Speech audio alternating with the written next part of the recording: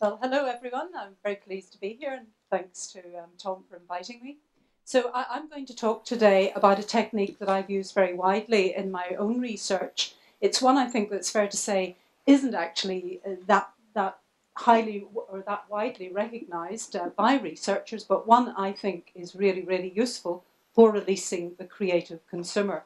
And this technique is personal introspection, sometimes referred to as subjective personal introspection. And there are three ways that I've really benefited from this technique. First of all, I should say that the technique is really quite a simple one. It's where you are an informant or one of your research team write an account of their own reflections on the particular consumption phenomenon under study.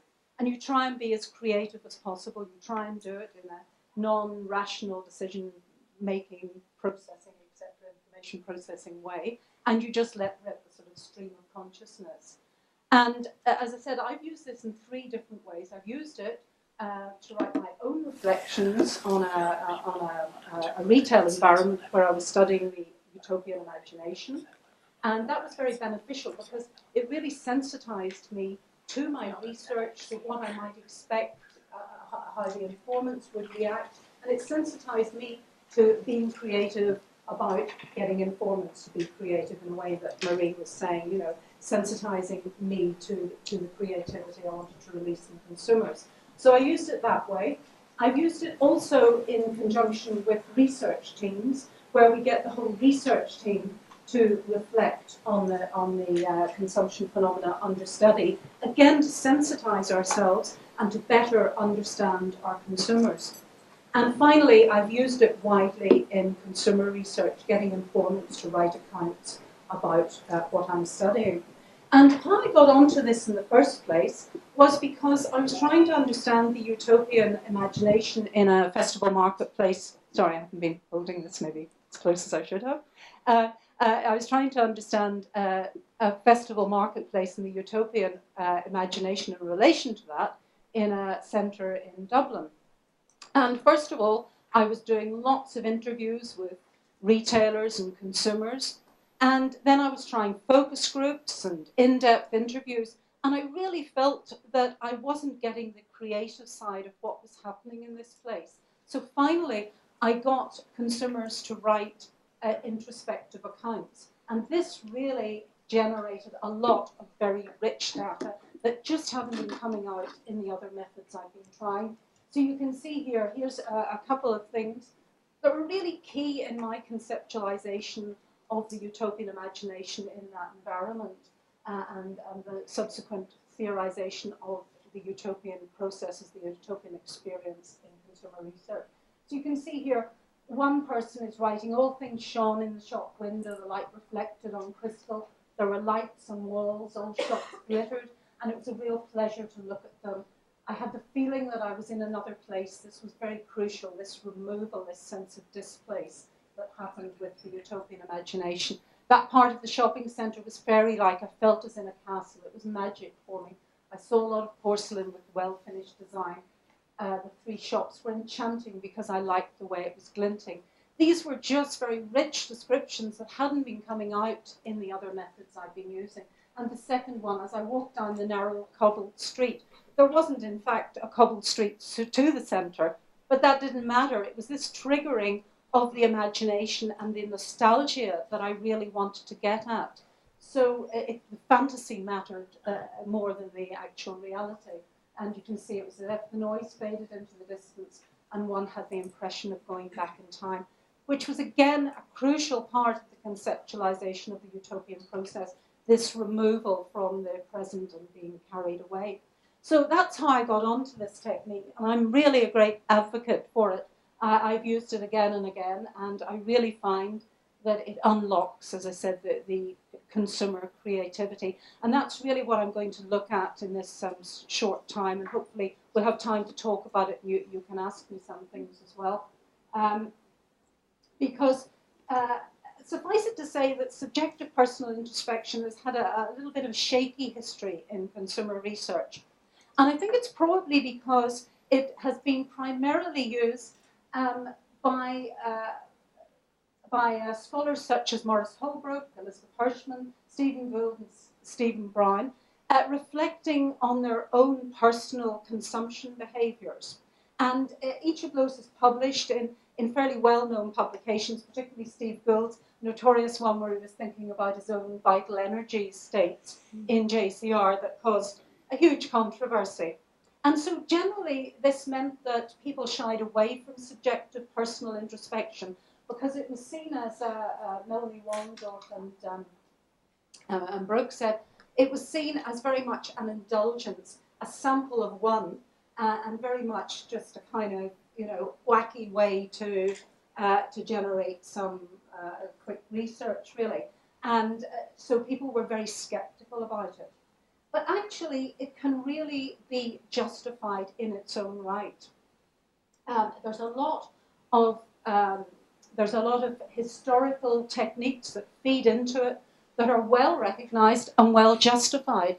And the idea really is that it needs to be assessed primarily as an art and not a science. This is what Stephen Brown has always contended.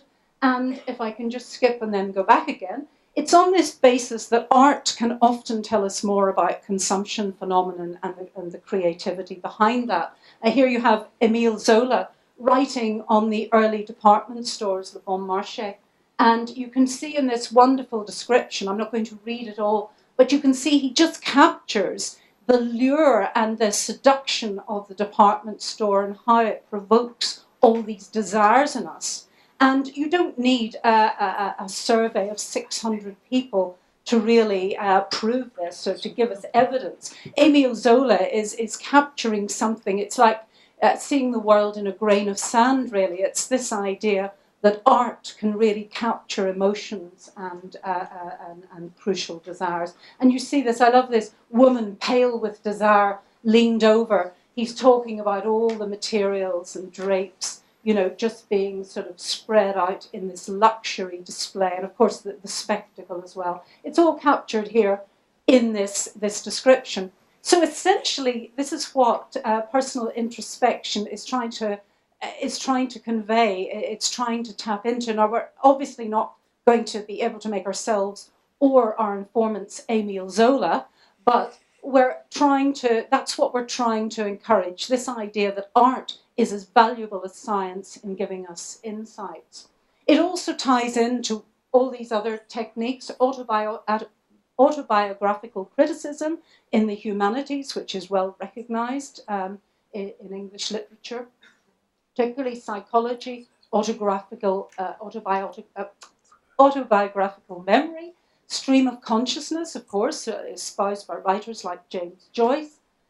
And coming more closely to marketing then, it actually links in with well-recognized marketing research techniques like thematic apperception tests, where you're getting consumers to be creative, albeit in usually quite a controlled manner, and under usually controlled conditions, and it's usually in a room or whatever where you're carrying out the research, and in a very short way. But also the creative writing espoused by Dergy as well, who's written about that in terms of marketing research. So again, it's not as wacky as it may first seem. It ties in with a lot of well-recognized techniques, and it has a lot of justification, and I think can be really, really beneficial. But the key problem is, how do you get informants to release their inner artist? How do you really get them to write as creatively as possible? Because one of the really big problems that I found with this technique is that people really want to be rational, or they think you want them to be. I mean, that was the problem I was finding in the in-depth interviews I was trying to do in the utopian research that I was telling you about, and even the focus groups.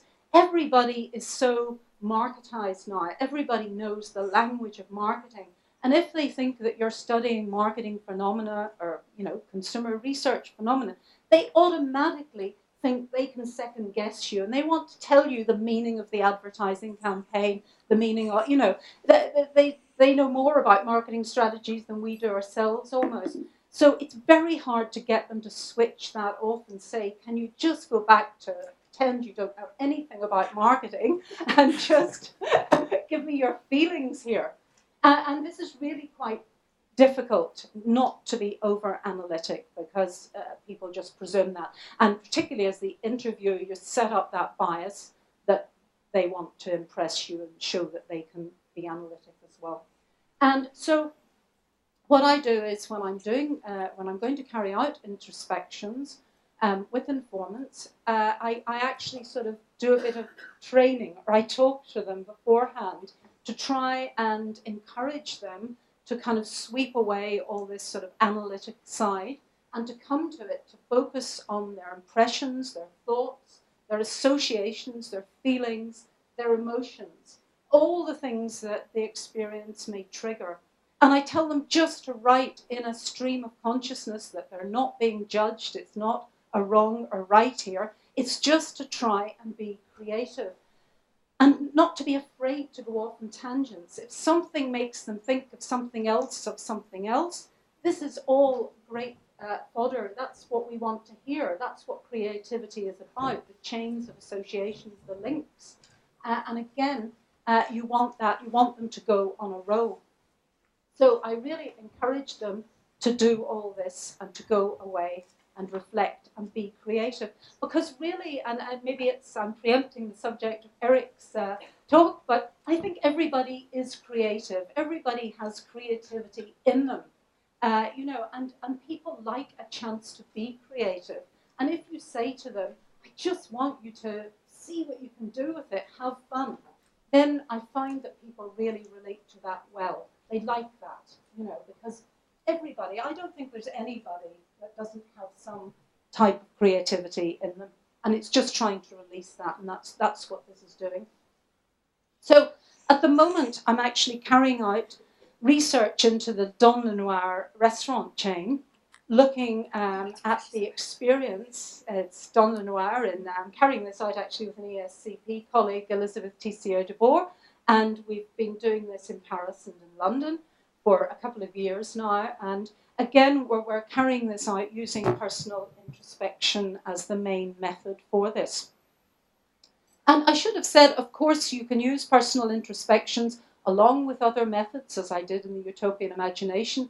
You can use it as a standalone method, but probably you want to use it in conjunction with other methods if you're going to try and get into a top journal, because there's still a lot of proving that has to be done about the technique, although I would argue you can use it on its own. So here is just some of the things coming out here in one of the accounts. I chose this because I thought, again, these were things that I couldn't have got just sitting talking to the consumer in a face-to-face interview. And again, I won't read through it all because I want to get through everything here, but you can see she's talking very much here about the process and the things that are happening, and she's very much writing in a stream of consciousness way, which is really what this technique, I think, does in a beautiful way. And you can see here, once settled down, I tried to think about something else, but it was just impossible. I needed to touch my face, my hair, my hands, and feel everything was in the right place. Should have said, for those of you that maybe don't know, Don Lenoir is where you go and eat in the dark, and it really is dark. You cannot see a thing. And so a lot of people find this actually a very unpleasant experience. They get very scared and they feel they're losing themselves, which is very interesting. And we're analysing this at the moment. This embodied reaction is one of our core aspects that we think are really unique about this particular piece of research. And here's another one where you see just very much taking you through the process here. Babbling voices were everywhere. And we were entering through the sea of voices led by Takeshi, the waiter, etc. And again, this is very much leading you in and giving you the feeling of the overall motion of the experience in ways, getting them to tell stories exactly about the experience. And so the difficulties really then, just to kind of sum up, because I think I'm pretty much nearly, how many minutes, Tom? 5, okay. So the difficulties here, as I said, are really because you're dealing with the written word. this is not a problem, but it is restrictive because you want maybe to get people to be as creative as possible. Not everybody is necessarily creative through the text. Some people may want to paint, some people may want to take photos, some people may want to play music. Other people may want to express themselves in different things. So I think the technique could be developed very much to let people not just write, but to do other things if they want to as well. So I think it's quite exciting, actually, to think about the ways that it could be done in how it could be developed. And the length of the introspections. This is also a problem because people tend to, unless they really get in a role, they tend to find writing a bit tedious, and getting them to write something that is a good length is also difficult. So I usually say that they should write. You don't want less really than about 400 words, but you really want to encourage them to go on. And usually I find once you do, people do write more, but there is no doubt they need encouragement to do this. And getting that length can be difficult. So more and more, I now try and get people to use other things, to take in photographs if they want, for example, to develop ideas if they want to put in cartoons and things as well. Let them do that. Anything that gets them to really develop their accounts. I've already spoken about this. We're all marketers now. And the whole aspect of encouraging creativity, because we're really taught, or we tend to think in an analytic way, that feelings don't count, and we're embarrassed often to say them. That's the thing. And I think that's the thing with the interviews too, because people are often embarrassed. I find that again and again with interviewing the different topics I've studied. People are often very reluctant to talk about their deeper feelings face to face, because there is embarrassment. And so finally then, just in thinking about the future directions, what I think is a very exciting technique, we need to think of other ways to introspect, giving people disposable cameras. I know people have already done that in consumer research, actually, getting them to use just cameras. But what I'm arguing for would be blending the techniques of writing and the photographic records. Camcorders, of course, can be a very exciting new way to do it, as well as tape recording your diaries, tape recording every night, maybe about a particular phenomenon under study, and your reflections. If somebody doesn't actually like to write, get them to record their feelings. And tapping into groups, because where do you find people that want to write these? This is also the problem. And so tapping into some of the groups, creative writing groups, humanities students, book clubs, retirement groups, virtual communities, these can all provide ready groups of people that may want to do writing for fun about a particular topic, and tapping into that. And I'll finish up there and just take any questions you have. Thank you.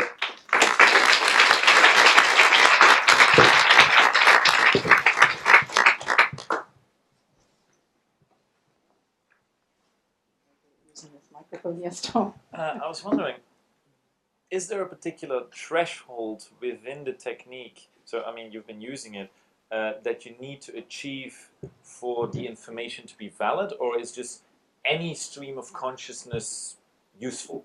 I think any stream of consciousness is useful, because in interpretive research, which is obviously the perspective I'm coming from, we don't really talk so much about it being valid, it's just whether it brings insights. And so, I've known very small introspections. In fact, for the utopian imagination, some of the very small ones, people just actually wrote poems for me, and they wrote poems of maybe 4 or 5 lines. Right. And actually, those triggered things as well. So I think anything, but generally speaking, you want to generate as much material as you can, because obviously that brings more insights. Mm-hmm. But even the small ones can. And so I always say to people, if you don't want to write, it's not something you want to be forced. So, give me anything. But right. And then you usually find that people, want to write more. It's like students; they always say, "Oh, do we have to write that much?" And then, there are thousands over the word length. And, yeah. I have a question whether you think that the taking of photographs is quite the same thing, because introspection, starts the idea as you're looking inside Yes. It's not Yeah. actually out there. I Yeah. understand, obviously, you edit what you take a photo of. Yeah. Isn't there still that same gap that what you can photograph isn't exactly what you're feeling or thinking your perceptions of?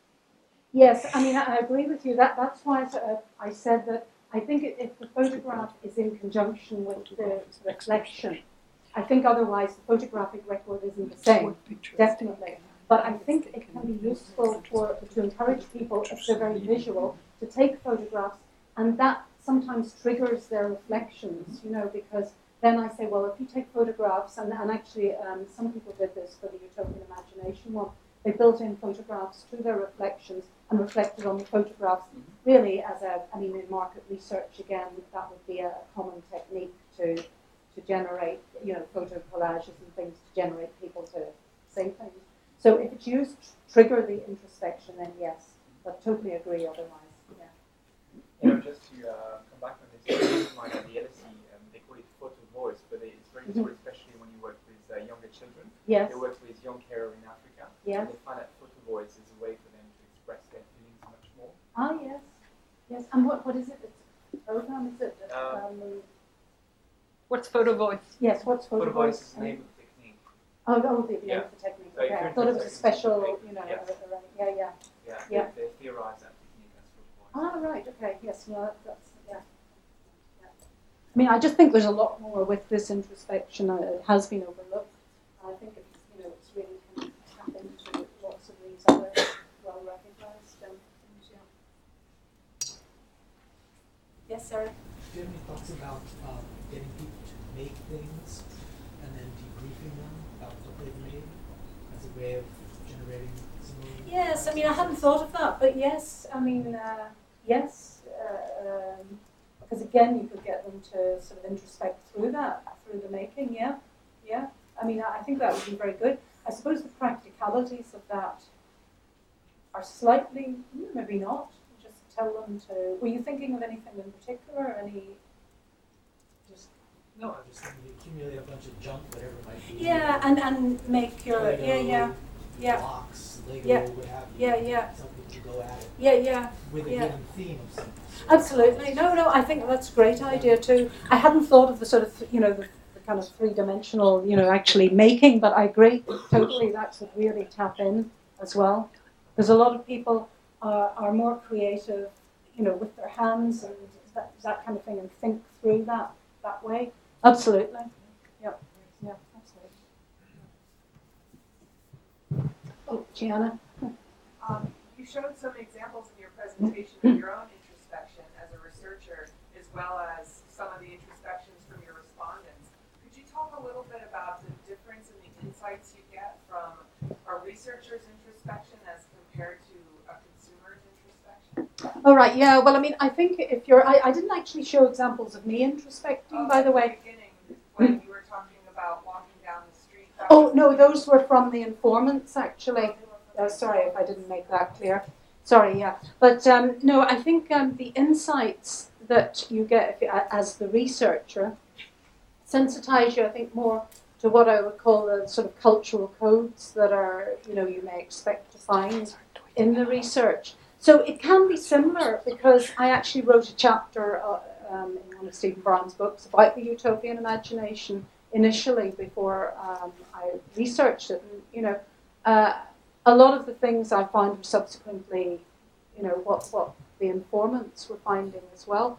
But I think you use it in a different way, really, because you have to be careful, obviously, that you don't then go into the field with a completely predetermined mind because of your own reflections, you know. You want to make sure you stand back as well. But I think it sensitizes you to the kind of richness that may be available to you. Yeah. Well, it's just interesting that you put it that way, that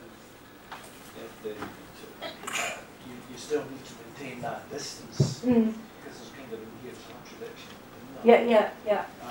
And I think what Gianna raises an interesting point about this is where is the space of reflexivity in the research.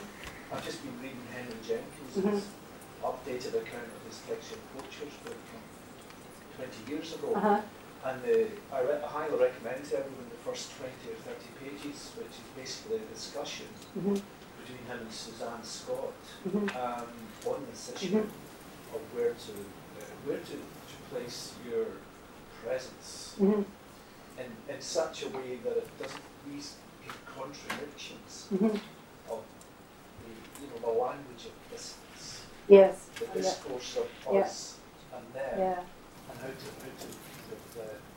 how to negotiate it. Yeah. No, I think it is a very difficult one, actually. So, for instance, when you're, you tend to privilege your presence. Yeah. I'm just thinking about, is there any way in which you're engaged in this process as a co-conspirator or co-creator? Yeah. I mean, I think there is, yes. I think, what's Eric saying? I mean, co-conspirator. I mean, I think that's a good way of putting it. Actually, that you are co-creating this experience in a way with your informants. Yeah, I think that's a nice way to think of it and justify it. Actually, not going to maintain the distance. Yeah. Thank you. Thanks very much. Thank you very much.